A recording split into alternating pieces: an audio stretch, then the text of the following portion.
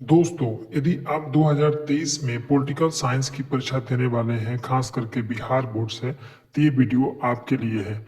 हम आपको 5 या 6 पार्ट में पॉलिटिकल साइंस का पूरा टॉपिक कराने वाले हैं, है ना। 5 या 6 पार्ट में आपका पूरा पॉलिटिकल साइंस कंप्लीट हो जाएगा, यानी उससे बाहर कोई भी क्वेश्चन आपका नहीं आएगा। विश्वास कीजिए, इसमें ऑब्जेक्टिव सब्जेक्टिव सारा करा देंगे। यदि आपको वीडियो अच्छा लगे, देखिए इसमें टोटल आपका लेसन तो बहुत सारा है। आपका 19 लेसन है और 19 लेसन में पॉलिटिकल साइंस का जितना भी ऑब्जेक्टिव क्वेश्चन है वो सारा क्वेश्चन हम कर देंगे, है ना। और आप ध्यान से वीडियो को देखिएगा। वीडियो थोड़ा लंबा होगा या पार्ट बाई पार्ट करके 4 या 5 पार्ट में होगा। और जो भी है तो इसमें हम लोग वो इम्पोर्टेंट क्वेश्चन का डिस्कशन करेंगे जो बिहार बोर्ड में सबसे ज़्यादा आता है, ठीक है। बिहार एग्जामिनेशन क्षेत्र के हिसाब से देखेंगे। सबसे पहला क्वेश्चन है कि शिमला समझौता का महत्व बताइए। देखिए, शिमला समझौता ये 1972 में हुआ था। पाकिस्तान के राष्ट्रपति भुट्टो और भारत के प्रधानमंत्री श्रीमती इंदिरा गांधी के बीच में यह समझौता हुआ था। उससे पहले 1971 में पाकिस्तान और बांग्लादेश एक देश हुआ करता था, यानी पूर्वी पाकिस्तान और पश्चिमी पाकिस्तान। बांग्लादेश को इंदिरा गांधी ने सन 1971 में अलग कर दिया था और पाकिस्तान को ऐसा लगा कि आज उनका एक हिस्सा यानी कि बांग्लादेश को अलग किया गया है, तो हो सकता है कि कल उनके जो रावी या झेलम नदी जो बहती है जो नदी वहाँ से बहती है, उस नदी को भी रोक दिया जाएगा, जिसके वजह से उन लोगों ने भारत पर आक्रमण किया, जिसमें पाकिस्तान को करारा जवाब मिला और पाकिस्तान के जो सैनिक थे वो हारे और उन युद्ध बंदियों को बंदी बना लिया गया। बाद में यह समझौता प्रधानमंत्री इंदिरा गांधी और पाकिस्तान के राष्ट्रपति भुट्टो में हुआ और ये समझौता हो गया। समझ में आ रहा है। देखिए 1971 में, आप एक बार इसको ध्यान से देख लीजिए, शिमला समझौता क्या है। सन 1971 में पाकिस्तान का एक पूर्व अवोध हिस्सा था बांग्लादेश और पाकिस्तान, दोनों को भी किसी समय में एक देश हुआ करते थे, जिन्हें पूर्वी पाकिस्तान और पश्चिमी पाकिस्तान के नाम से जाना जाता था, है ना। लेकिन सन 1971 में श्रीमती इंदिरा गांधी जिस समय प्रधानमंत्री थी, तो वो पाकिस्तान से उसके पूर्वी पाकिस्तान को अलग कर दिया, यानी कि बांग्लादेश को अलग कर दिया। बांग्लादेश को एक नया देश का दर्जा दे दिया। इससे पाकिस्तान खलबला गया और पाकिस्तान ने सोचा कि आज उसका एक हिस्सा जो कि बांग्लादेश एक नए देश के रूप में बन गया, तो हो सकता है कि कल और भी समस्या आ सकता है। इसलिए 1972 में पाकिस्तान ने आक्रमण किया भारत में, जिसके वजह से पाकिस्तान को करारा हार का सामना करना पड़ा। और इसके लिए जब उनके युद्ध बंदियों को और सैनिकों को और बड़े कर्नल जनरल और बड़े अफसरों को जब भारतीय सेना ने अपने कब्जा में ले लिया, शिकस्त में ले लिया, तो वहाँ से पाकिस्तान से राष्ट्रपति भुट्टो और भारत की प्रधानमंत्री इंदिरा गांधी के बीच सन 1972 में एक समझौता हुआ, इस समझौते को हम लोग शिमला समझौता कहते हैं। 1956 के राज्य पुनर्गठन अधिनियम पर संक्षिप्त नोट लिखिए। देखिए, सन 1955 में एक सिस्टम बन गया कि भाषाई आधार पर राज्यों को अलग किया जाए। जब आपका देश सन 1947 में जब आपका देश आज़ाद हुआ था, तो उस समय टोटल स्टेट की संख्या थी 14, लेकिन आगे चल के अभी देखिएगा वर्तमान में तो 28 राज्य है। आखिर इन 14 से 28 राज्य तक की कहानी कैसी है, तो कुछ राज्य जो है भाषा के आधार पे, कुछ भूगोलिक आधार पे और कुछ अन्य राजनीतिक आधार पे अलग किए गए हैं, जिनके वजह से 14 से आज के समय में कितना हो गया है, आज के समय में टोटल 28 राज्य हम लोगों का हो गया है, ठीक है। देखिए, जैसे सन 1955 में ये नियम लगाया गया कि 14 राज्यों का निर्माण किया जाए, जिसमें 5 संघ शासित राज्य थे, जैसे टेरिटोरियल यूनियन उसको कहते हैं। पंजाब को, मुंबई को और गुजरात को अलग किया गया। इसका नियम जैसे 1955 में लागू किया गया था कि अलग करना है, लेकिन इसका मंजूरी मिला था 1960 और 1966 में, है ना, जिसमें भाषाई आधार पे बम्बे को और महाराष्ट्र को अलग मुंबई को अलग किया गया। उसके बाद आपके मद्रास में केरल वगैरह अलग हुआ था। गुजरात भाषा के आधार पर अलग हुआ। सन 1966 में पंजाब और हरियाणा अलग अलग हो गए, क्योंकि पंजाब में पंजाबी बोला जाता था और हरियाणा में हरियाणवी लैंग्वेज यूज किया जाता था। तो ये आप याद रखिएगा। क्वेश्चन का जवाब हम कैसे देंगे, तो 1956 के राज्य पुनर्गठन अधिनियम पर संक्षिप्त नोट लिखना है। तो लिखिएगा, फजल अली आयोग की रिपोर्ट 1955 में आई, जिसके आधार पर राज्य पुनर्गठन अधिनियम बना, जिसके तहत भारत में भाषाई आधार पर 14 राज्यों का निर्माण किया गया। 5 संघ शासित क्षेत्र बनाए गए। बम्बई और पंजाब को द्विभाषी राज्य बनाया गया, इसलिए वहाँ विरोधी आंदोलन हुए और फलस्वरूप उनका विभाजन कर दिया गया। सन 1960 में गुजरात भाषा के लोगों ने गुजरात बनाया और 1966 में पंजाब का हिंदी भाषा क्षेत्र यानी अलग हुआ। देखिए लैंग्वेज जो उत्तर होता है ना, तो वो इतना क्लियर नहीं होता है, लेकिन जो अभी आपको हम बताएं उसके अनुसार आपको समझ में आ गया होगा। द्विराष्ट्रीय सिद्धांत क्या है? द्विराष्ट्रीय सिद्धांत ऐसे सिद्धांत को कहते हैं जैसे आपके एक ही देश में बहुत सारे संप्रदाय हैं, जैसे हिंदू, मुस्लिम, सिख, ईसाई, जैन, बौद्ध, पारसी, और यदि मान लीजिए कि इस्लामिक धर्म के अनुसार यदि पाकिस्तान का बंटवारा हुआ था और हिंदू धर्म के अनुसार हिंदुस्तान का बंटवारा हुआ था, इसको कहते हैं द्विराष्ट्रीय सिद्धांत। देखिए, मोहम्मद अली जिन्ना के नेतृत्व में मुस्लिम लीग नामक दल ने द्विराष्ट्रीय सिद्धांत की धारणा प्रस्तुत की। इसके अंतर्गत माना गया है कि हिंदू और मुस्लिम अलग अलग धर्म होने के साथ साथ ही 2 अलग अलग राष्ट्र भी हैं। इसलिए 1947 में पाकिस्तान का एक अलग अस्तित्व आ गया और हिंदुस्तान तो अपना था ही। स्वतंत्रता के समय में भारत के समक्ष कौन सी चुनौती आई? देखिए, सन 1947 में जब आपका देश आज़ाद हुआ था, तो उस समय सबसे बड़ी एक सिस्टम थी कि देश तो आज़ाद हो गया था, लेकिन हमारे देश में गरीबी, बेरोजगारी, अशिक्षा, भूखमरी, असमानता, जातिवाद, फिर उसके बाद धर्मवाद, ये बहुत सारी समस्याएं थी। तो उन सबको एक साथ लेकर चलना, एक धागे में बांधकर चलना, मतलब कि हिंदू हो, मुस्लिम हो, सिख, ईसाई हो, या हिंदुओं में जो जाति हैं, यादव हैं, सिंह हैं, गुप्ता हैं, तिवारी हैं, मिश्रा हैं, बहुत सारे जाति हैं, अब पारसी हैं, क्रिश्चियन हैं, सबको एक साथ लेकर चलना। इसके साथ अमीर, गरीब, भुखमरी लोग हैं, शिक्षित लोग हैं, अशिक्षित लोग हैं, सबको एक साथ लेकर चलना एक बड़ी समस्या थी। तो नंबर 1 में लिखिएगा ऐसे, स्वतंत्रता के समय भारत के समक्ष मुख्य रूप से निम्नलिखित समस्याएं थी। नंबर 1,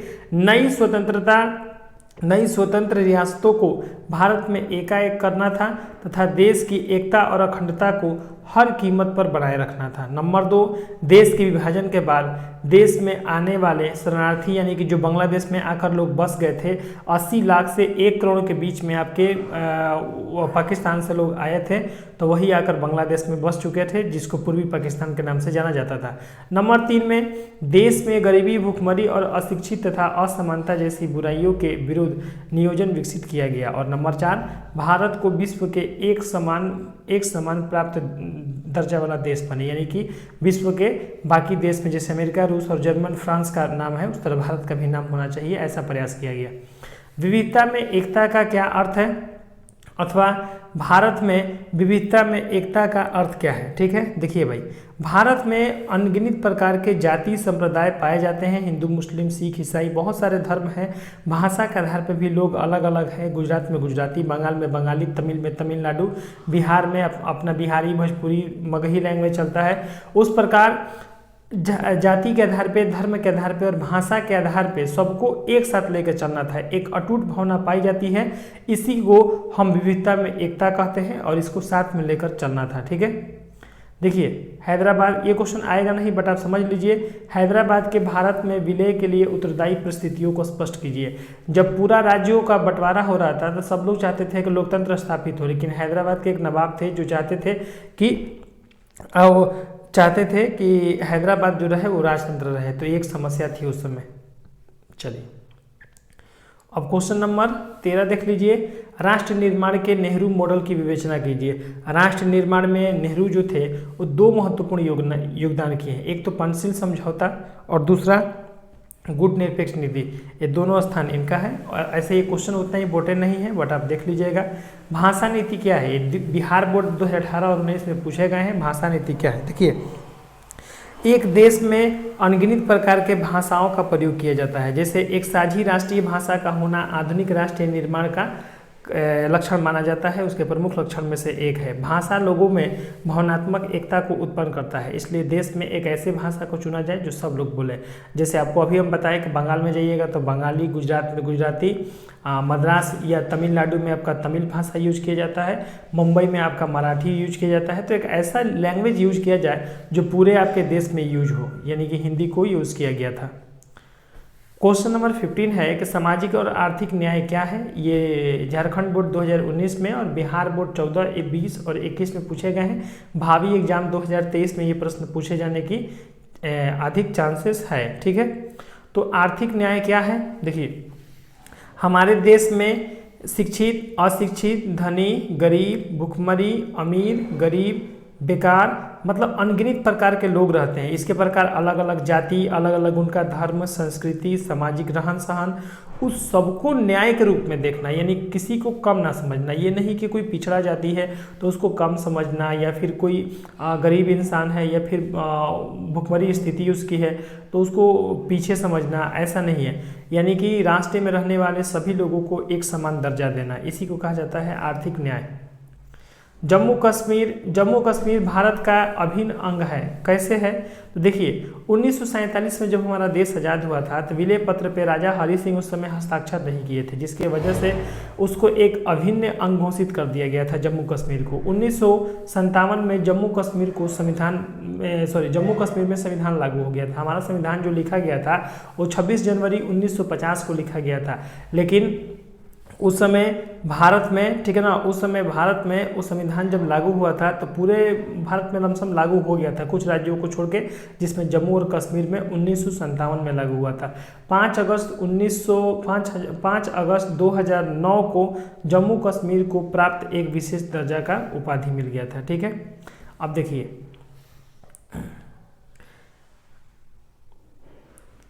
राज्यों व संघ शासित राज्यों में क्या अंतर है। देखिए, टोटल भारत में आपके कितने राज्य हैं?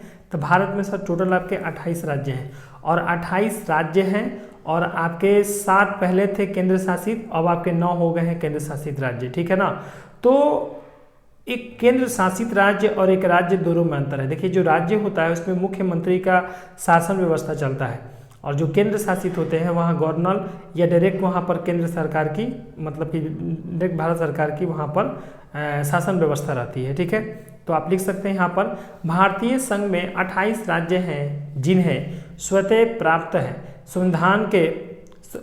संविधान ने उनका अधिकार क्षेत्र स्पष्ट कर दिया है, अतः केंद्र उनका अतिक्रमण नहीं कर सकती है। संघ शासित क्षेत्र प्रत्यक्ष केंद्र के अधीन होता है, उसे स्वायत्तता प्राप्त नहीं होता है, और केंद्र किसी संघ शासित क्षेत्र को राज्य का दर्जा दे सकता है। ये भी सही है।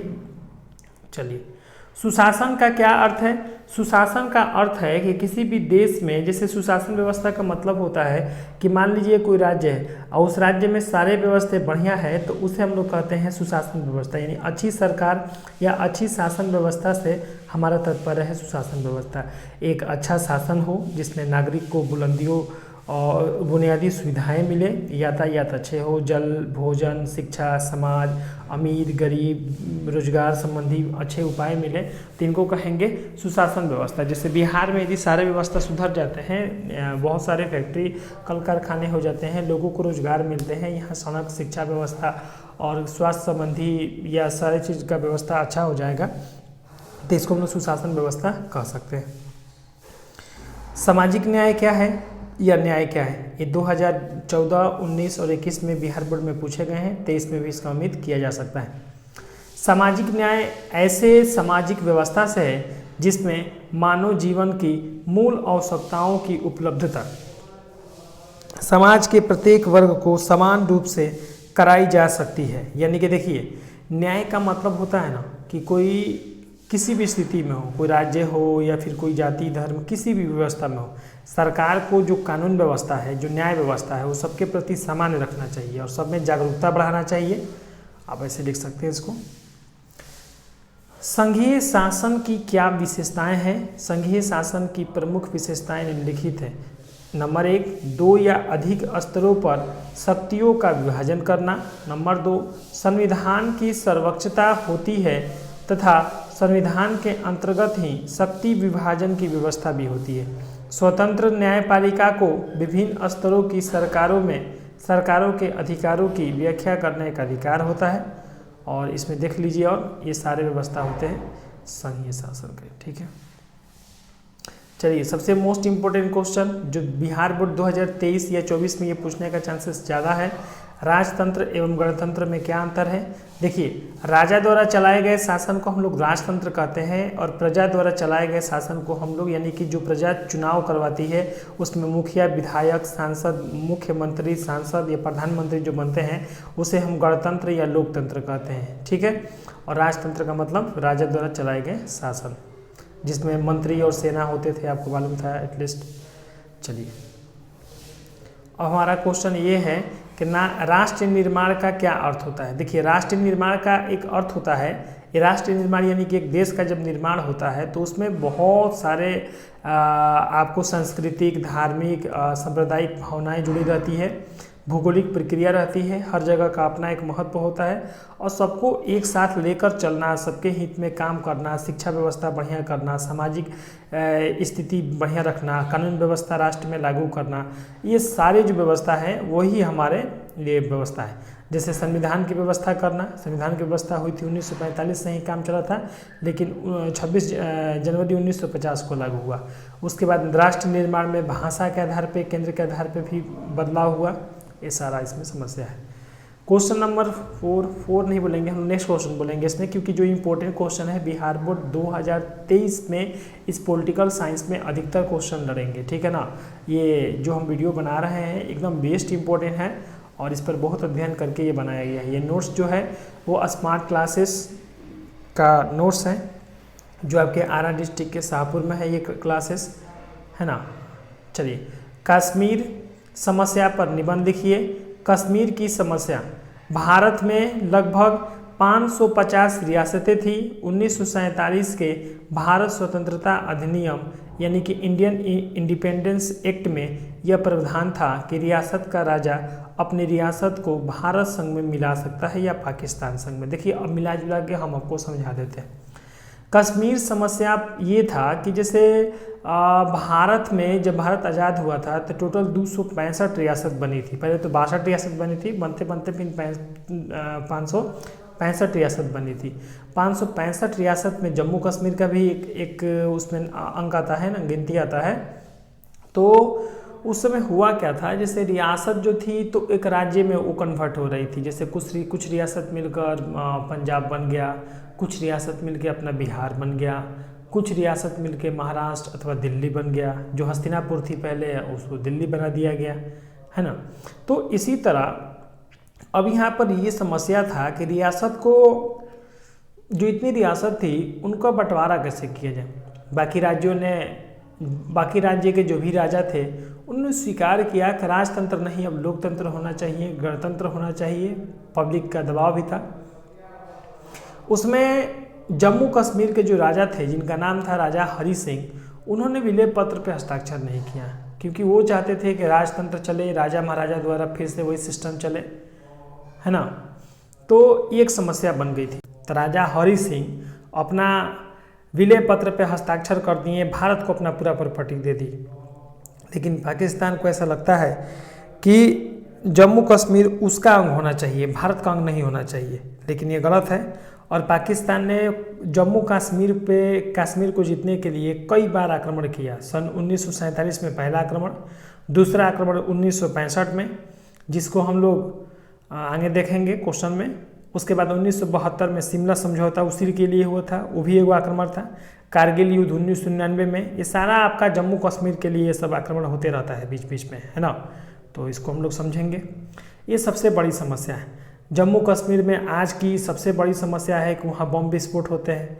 बड़ा बड़ा जो घर है, बिल्डिंग है, आदमी सस्ता दाम में बेच के चल जाता है, क्योंकि वहाँ पर एक सबसे बड़ी खतरा ये रहती है कब आक्रमणकारी कहाँ से आ जाए, कोई दिक्कत नहीं है। रिफ्यूजी कब कहाँ से आ जाए, है ना, एक सबसे बड़ी समस्या रहती है। और उसमें युद्ध विराम होने का कोई उसमें थी नहीं रहता है। 1/3 भाग देखिएगा तो पाकिस्तान ने अवैध कब्जा भी उस पर चला रहा है। उस पर कश्मीरी पंडितों को भी खेदा गया था, इस पर एक मूवी भी बनाया गया था। तो ये सब एक बहुत बड़ी समस्या है। युद्ध रुक गया, लेकिन पाकिस्तान का यही आग्रह है बना रहा कि मतलब कि जम्मू कश्मीर उनको दे दिया जाए, है ना। तो ये समस्या एक बहुत बड़ी समस्या है। आप देखिए जो ये क्वेश्चन देख रहे हैं ना, आंसर है इसका, आप ये सब पढ़ लीजिएगा, एक बार उसका उत्तर दीजिएगा। ऐसे ऑलमोस्ट आपको हम ये समझाएं कि आप क्या उसमें लिखिएगा। चलिए क्वेश्चन नंबर नेक्स्ट हम लोगों का है कि भारत में राज्यों के पुनर्गठन पर विवेचना कीजिए। देखिए आपको हम बताया भी कि 1950 में संविधान लागू जब हुआ था तब भाषाई आधार पे आपका 1953 में मतलब कि आंदोलन के आधार पे आंध्र प्रदेश को अलग किया गया, है ना। और बिहार में भी तो आपका 1912 में बंगाल अलग हुआ, 1936 में उड़ीसा अलग हुआ, 15 नवंबर 2000 में आपका झारखंड अलग हुआ, है ना। उसके बाद 1955 में कई राज्यों में ये चलाया गया, सिफारिश किया गया कि भाई भाषाई आधार पे अलग किया जाए। 1956 में पुनर्गठन अधिनियम बना। 1960 में, 65 में और 66 में आपका बम्बई, गुजरात, पंजाब से हरियाणा ये सब अलग हुआ उस समय राज्य। तो इस सब पे आप ध्यान देंगे। इनको द्विभाषी राज्य भी कहा जाता है, ठीक है। देखिए देश जब आज़ाद हुआ था तो संघ शासित हमारा 5 गो था, दिल्ली, हिमाचल प्रदेश, मणिपुरा, त्रिपुरा और अंडमान निकोबार। और आपका ये देखिए राज्य का संख्या आपका 14 को मिलेगा, जो अभी बढ़ के कितना हो गया है, 28 को हो गया है। इस पर ध्यान दीजिएगा।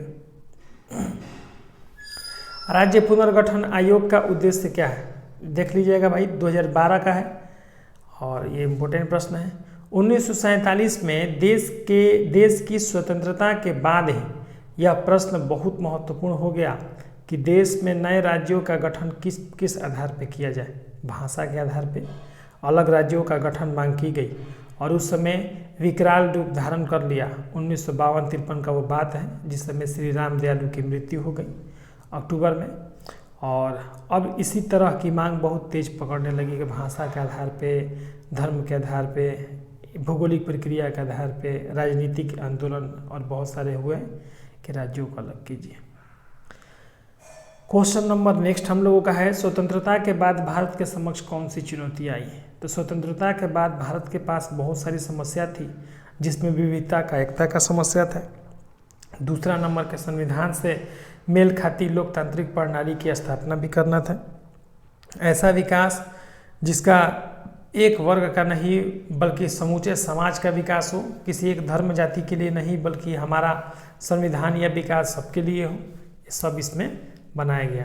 आप एक बार डीप में इसको एक बार पढ़ लीजिएगा, हम यहीं पर इसको छोड़ देते हैं, है ना। आप एक बार जरूर देख लीजिएगा, है ना। देखिए भारत जब आज़ाद हुआ था तो सबसे बड़ी समस्या ये था, आपको हम ऑलमोस्ट बता देते हैं शॉर्ट में, कि 550 रियासत थी, फिर उनका बंटवारा, फिर आगे चल के इन्हीं रियासतों की संख्या 565 हो गया। लमसम 275 रियासत जो था वो उसमें फिर नया बनाया गया। कुछ रियासत पाकिस्तान को दिया गया। तो उसमें बहुत सारी समस्याएं थी, है ना। एक दलीय प्रभुत्व के दौर का अर्थ बताइए। एक दलीय प्रभुत्व क्या होता है, ये एक दलीय प्रभुत्व का दौरा क्या होता है। एक दलीय प्रभुत्व का दौरा होता है ना, जैसे दल समझिए क्या होता है। कांग्रेस एगो दल हो गया, भारतीय जनता पार्टी बीजेपी एगो दल हो गया, आरजेडी जेडीयू या फिर निर्दलीय एगो दल हो गया सब। और एक ही दल का प्रभुत्व बहुत दिनों तक रह जाता है ना, तो उसको कहा जाता है एक अधिकापत्य दल व्यवस्था या एक दलीय प्रभुत्व का दौरा, इसी को कहा जाता है, यानी एक ही दल। जैसे देश के आज़ाद होने के बाद 1947 में इनडायरेक्ट रूप से भारत के प्रधानमंत्री कांग्रेस अध्यक्ष पंडित जवाहरलाल नेहरू बन जाते हैं। और 1952 में जो पहला चुनाव होता है तो उन्हीं का सरकार रहता है। 1964 तक वो सरकार में रहते हैं, है ना। और 1964 में फिर आपके लाल बहादुर शास्त्री बनते हैं, तो वो भी कांग्रेस के ही लीडर थे। उसके बाद इंदिरा गांधी उनकी पुत्री बनती है, तो वो भी कांग्रेस की सरकार। 1976-77 तक तो कांग्रेस की सरकार थी। फिर बाद में आपातकालीन स्थिति लगने की वजह से और देश की स्थिति खराब होती है, तो आगे चल के भी राजीव गांधी या मोरारजी देसाई सब कांग्रेस के ही नेता हैं, तो बहुत दिनों तक बनी रही। अब फाइनली आपका देखिएगा तो बीच बीच में आपका चरण सिंह और लोग कोई इसमें शामिल हुआ है। अटल बिहारी वाजपेयी 1995-96 के दशक में बने थे, 16 दिन में उनको सत्ता पर से हटा दिया गया था। और फाइनली जब 1998 में 1998 में जब बने थे तो उस समय से लेकर 2004 तक 6 वर्षों तक प्रधानमंत्री अटल जी रहे थे उस समय पे। नहीं तो देखिएगा ज़्यादातर 1947 या 52 से गिनिएगा तो उसमें कांग्रेस का सरकार ज़्यादा रहा है ना। इसी को कहा जाता है एक दलीय प्रभुत्व का दौरा। देखिए ये प्रश्न इम्पोर्टेंट नहीं है, आप ऐसे देखने चाहें तो देख सकते हैं। समाज के समाजवादी प्रतिमान का अर्थ बताइए। कुछ नहीं, 1955 में कांग्रेस के आवड़ी अवधेश में जो भी काम हो रहा था उसको दिखा गया। क्वेश्चन इंपॉर्टेंट नहीं है। ये देखिए बिहार बोर्ड 2011 में पूछा गया, इसको देख सकते हैं।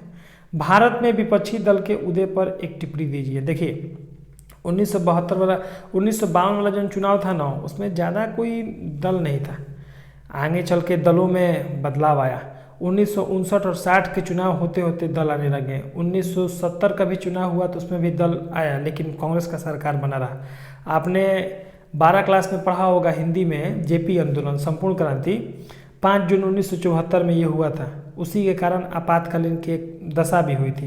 तो उस समय आप समझ सकते हैं कि कांग्रेस से हटकर भी बहुत सारे दल थे जो भारत में अपना एक पार्टी या विपक्ष अपना बना रहे थे, है ना। 1977 में अनेक विरोधी दल एक छतरी के नीचे आ गए, यानी एकजुट होकर महागठबंधन का सरकार बनाए वो लोग, है ना। देखिए नेक्स्ट क्वेश्चन है, भारतीय राजनीति में कांग्रेस प्रभुत्व से आप क्या समझते हैं। भारतीय राजनीति में 1885 में आपका कांग्रेस का निर्माण होता है और उस समय से लेकर बहुत लंबे समय तक कांग्रेस का एक दौरा बना रहता है। जो भी विकास कहिए या विकास ना कहिए सब कांग्रेस का ही उसमें है, लोकप्रिय छवि बना है। और कांग्रेस के कई नेता कई वर्षों तक एकल प्रभुत्व के दौरे में आएंगे जो भारत पर शासन किए। और है ना, बहुदलीय व्यवस्था क्या है या बहुदलीय व्यवस्था से आप क्या समझते हैं। देखिए भाई, बहुदलीय व्यवस्था का मतलब होता है ना, जैसे कांग्रेस मान के चलिए कि उस समय एक मजबूत पार्टी थी, जैसे अभी बीजेपी मजबूत पार्टी है ना, तो कोई समय था कि कांग्रेस मजबूत पार्टी थी और उस मजबूत पार्टी में मान लीजिए कोई छोटा मोटा दल रहेगा तो हार जाएगा। जैसे बिहार में चुनाव होता है तो देखते हैं ना, सबसे ज़्यादा वोट आता है आरजेडी का, बीजेपी का भी वोट ठीक आता है, नीतीश बाबू का भी, जेडीयू का भी वोट ठीक ठाक आता है, निर्दलीय का सीट नहीं आ पाता है।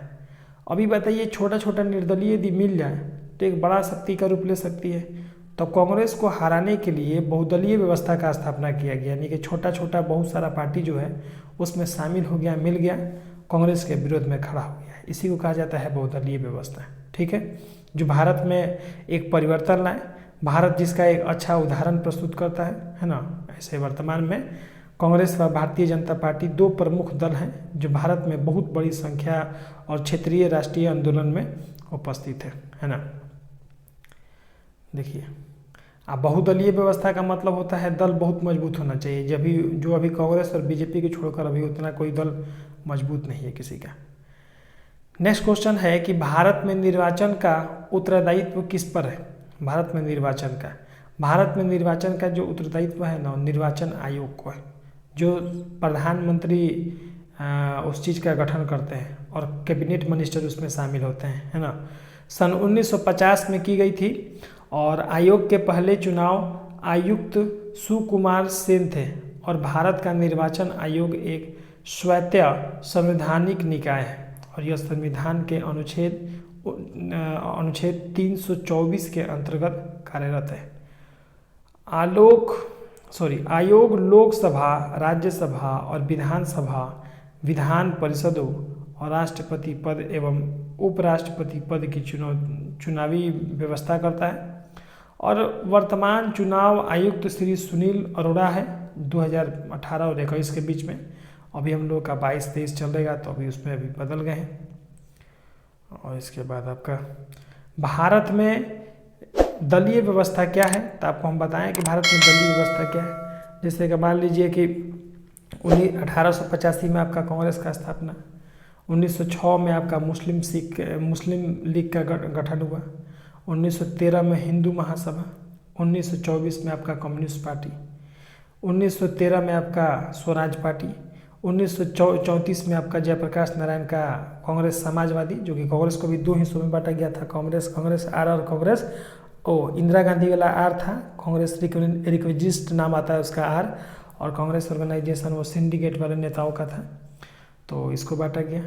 तो इसी को क्या कहा जाता है, भारत को बहुदलीय व्यवस्था, यानी भारत में एक अपना दल है, बजरंग सेना है, शिवसेना है, ये सब अपना एक दल है ना, तो इसी को दलीय व्यवस्था कहा जाता है।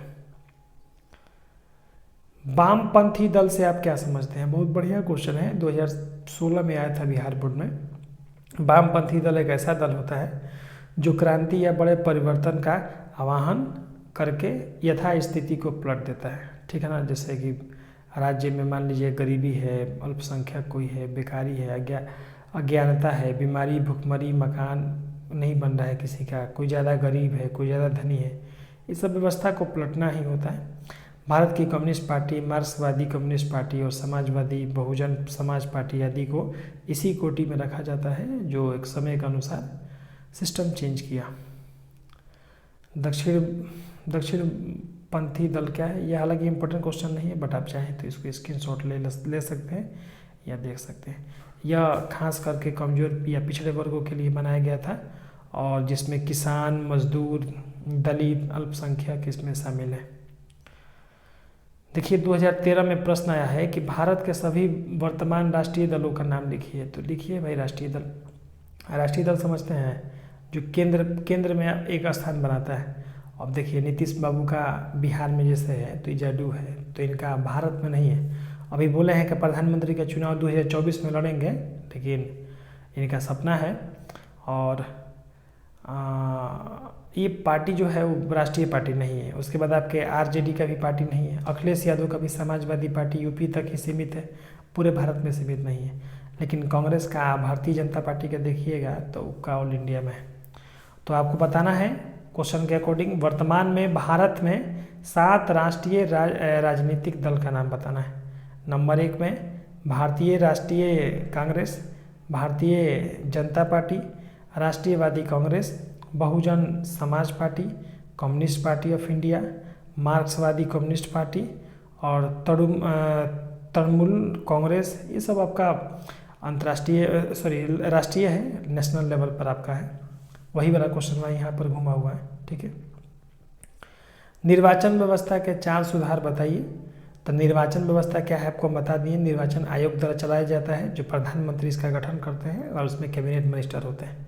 देखिए पहला इसमें है कि राष्ट्रीय झंडा, राष्ट्रीय गान का अपमान करने पर दोषी व्यक्ति को दंड तथा उसे 6 वर्ष के लिए चुनाव लड़ने से अयोग्य घोषित कर दिया जाएगा।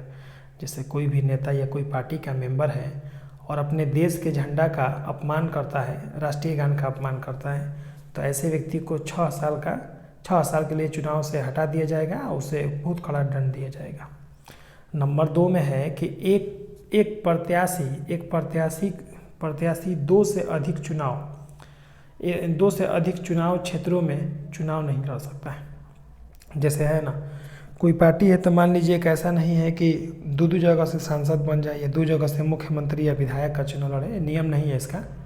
और नंबर 3 टॉपिक है इसी का, चुनाव प्रसार की अवधि 21 दिन से घटा के 14 दिन कर दिया गया है। चुनाव प्रसार समझते हैं ना, चुनावी प्रक्रिया वगैरह। और 4 नंबर टॉपिक है कि राजनीतिक दलों के लिए चुनाव आयोग में पंजीकरण करना आवश्यक है। बिना रजिस्ट्रेशन का कोई ना तो चुनाव में खड़ा हो सकता है ना चुनाव लड़ सकता है। ये आपका लॉन्ग टर्म क्वेश्चन है, इतना इम्पोर्टेंट है नहीं। यहाँ पर देखिए समाजवादी दलों और कम्युनिस्ट पार्टी में क्या अंतर है। तो समाज दल जो हैं ये लोकतांत्रिक विचारधारा में विश्वास करते हैं, जबकि कम्युनिस्ट पार्टी है ये सर्वहार और अधिनायकवादी में विश्वास करती है। नंबर 2 है कि पूंजीवादी और सामंतवाद को पूर्णतः समाप्त करना नहीं चाहते हैं, और इसमें है कि पूंजीवाद व सामंतवाद को पूर्णतः समाप्त कर देना चाहते हैं। 3 नंबर टॉपिक है कि सामाजिक न्याय को प्राप्त करने के लिए लोकतांत्रिक तरीके में विश्वास करते हैं, और ये जो होते हैं इनका उद्देश्य होता है कि हिंसक साधनों का विश्वास रखते हैं। इसी तरह स्वतंत्रता पार्टी और भारतीय जनसंघ पार्टी में भी अंतर है। हालांकि ये प्रश्न आएगा नहीं, बट आप चाहें तो इसके स्क्रीनशॉट ले सकते हैं या आप व्हाट्सअप कीजिएगा, हम आपको PDF इसका सेंड कर देंगे। और क्लास में जो बच्चे हैं तो उनको नोट्स मिल गया है। यदि ये बहुत इंपॉर्टेंट नोट्स है, पिछले बार पॉलिटिकल साइंस में बहुत सारा क्वेश्चन रहा था। देखिए हम लोग का जो आर्ट्स का जो भी सिलेबस है तो 2022 में जो ये एग्ज़ाम हुआ था इसमें हिस्ट्री में 100% मेरा नोट्स लड़ा था, और पॉलिटिकल साइंस का भी आपका 95% नोट्स हर साल लड़ जाता है। बाकी जिसी का इकोनॉमिक्स है, मनोविज्ञान है, गृह विज्ञान है, जो भी आपको आर्ट्स संबंधी विज्ञान है, तो आप हमारे क्लास में विजिट कीजिए। आपके आरा डिस्ट्रिक्ट के शाहपुर गांव में ये कोचिंग है, बनाही रोड में, स्मार्ट क्लास के नाम से। तो आपको यहाँ पर बैकग्राउंड में भी दिख रहा होगा स्मार्ट क्लास लिखा गया है इसमें। तो आप आकर यहाँ से नोट्स लेके जा सकते हैं, और आप चाहें तो यहाँ पर क्लास में जुड़ सकते हैं, या हमारे इस चैनल को फॉलो कीजिए। आपको ऐसा वीडियो इम्पोर्टेंट इसमें मिलता रहेगा, है ना। देखिए यहाँ पर आपका टॉपिक है, इंदिरा गांधी ने कांग्रेस प्रणाली को पुनर्स्थापित किया, लेकिन कांग्रेस प्रणाली की प्रकृति को बदल दिया। स्पष्ट कीजिए। विभिन्न विचारकों के मतानुसार इंदिरा गांधी ने जो कुछ किया वह पुरानी कांग्रेस को पुनर्जीवित करने का प्रयास नहीं था। कई मामलों में यह पार्टी इंदिरा गांधी के हाथों में नई तर्ज पर बनी थी। इस पार्टी को लोकप्रियता के दृष्टिकोण से वही स्थान प्राप्त था जो उसे प्रारंभिक दौर में प्राप्त होता था। देखिए हुआ क्या था, हमको बताते हैं। जैसे कि कांग्रेस पार्टी जो था ना, तो उसमें मोरारजी देसाई जब प्रधानमंत्री बनने के लिए आए थे, भारत के तृतीय प्रधानमंत्री, तो सिंडिकेट के नेता लोग इंदिरा गांधी को खड़ा कर दिया था, इंदिरा गांधी प्रधानमंत्री बन गई थी। और जब सिंडिकेट के नेता कुछ समय के उपरांत, मतलब 2-4 वर्ष बाद, जब राष्ट्रपति का जब चुनाव हुआ था, तो सिंडिकेट के नेता संजीव रेड्डी को खड़ा करना चाहते थे, लेकिन इंदिरा गांधी जो है अपने हिसाब से उस समय बीबी गिरी को खड़ा कर दी, और बीबी गिरी जो थे वो चुनाव जीत गए, जिसकी वजह से सिंडिकेट नेता इंदिरा गांधी से काफ़ी नाराज हुए। तो कांग्रेस का 2 हिस्सा हो गया। एक कांग्रेस आर के नाम से जाना जाता है, और एक कांग्रेस आपके ओ से, एक कांग्रेस ओ से नाम के जाना जाता है, यानी कि आर से